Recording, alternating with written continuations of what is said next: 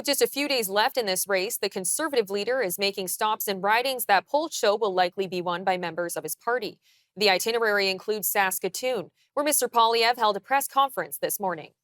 We have a plan to fix it. Our platform, Change for an Affordable Life, for Safe Streets, for Canada First, lays out a very clear path to bring home the Canadian promise. Let me walk through it for you, my friends. First of all, we are going to cut $50 billion of bureaucracy, consultants, foreign aid, and other waste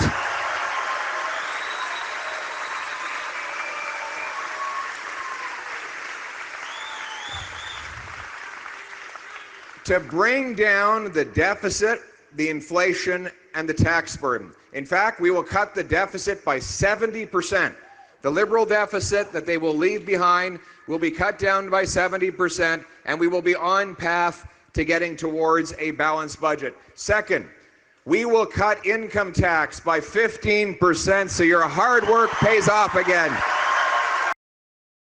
However, many commentators have pointed out that campaigning in Saskatchewan is an interesting choice, given that all three ridings in Saskatoon are generally considered safe seats for the Conservatives. Our correspondent Wyatt Sharpe has more. The Conservative Party leader, Pierre, has actually spent 2 days in Saskatchewan. He held a rally in Saskatoon last night, and then this morning he held a press conference where he spoke to reporters. And, people are questioning the strategy behind this, given that Saskatchewan has usually been considered a very safe kind of province, and certainly all of the ridings in that province, all 18 of them, have generally speaking been considered safe for the Conservatives. You don't usually see the Conservatives going there, or if you do, it might be, in some kind of a victory lap type form to try and enthuse and try and get their base to actually go out and vote. But Pierre Poilievre very much doing it for different reasons. Some of the internal polling that various reports are suggesting from the Conservative Party has indicated that they're actually not performing too strongly in Saskatchewan. And it's part of a broader trend, obviously, since Mark Carney took over the leadership of the Liberal Party and since kind of the tariffs and the economic threats ensued shortly thereafter. The Conservatives have really been struggling, not just in Saskatchewan and the prairies, but really across the country.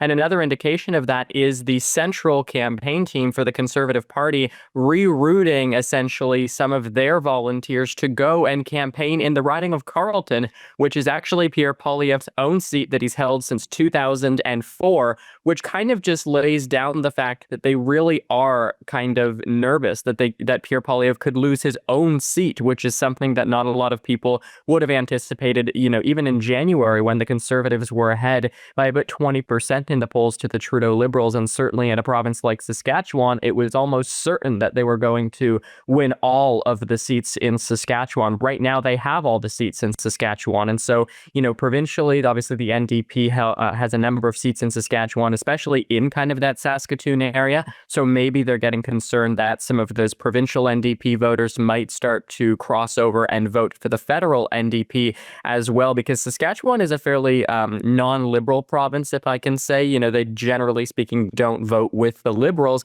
and the NDP has really been struggling right now. It's kind of just as we get into the final days of the campaign, there's a lot of questions as to why he's not spending time in Quebec, where he's also struggling, in kind of the core GTA, where the Liberals are looking as if they could sweep that area, and then again in Ottawa as well, where the Liberals are looking as if they could also kind of take a major sweep to that region as well.